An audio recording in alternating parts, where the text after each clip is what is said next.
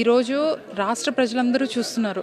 గడిచిన 2 సంవత్సరాల నుండి తల్లికి వందనం అనే కాకుండా ఇచ్చిన సూపర్ 6 అన్న ఇచ్చిన హామీలేవి కూడా సూపర్ ఫెయిల్యూర్గా మారే పరిస్థితులు ఈరోజు రాష్ట్రంలో నిల్చుంది.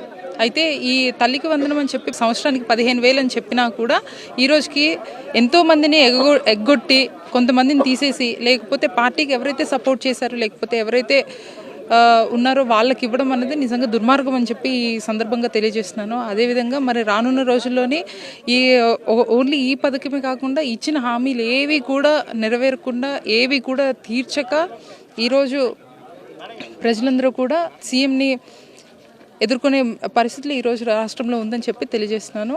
అదేవిధంగా ఈరోజు ప్రజలందరూ చూస్తున్నారు, రాష్ట్ర ప్రజలందరూ కూడా గమనిస్తున్నారు ఎవరి పాలన ఎలా ఉంది అని చెప్పి అందరికీ తెలిసొస్తుంది. ఆ రోజు జగనన్న అధికారంలో ఉన్నప్పుడు కేవలం ఒకటంటే ఒక బటన్ నొక్కి సంక్షేమ పథకాలన్నీ కూడా నేరుగా ప్రజలకి అందే విధంగా చేస్తున్నారు.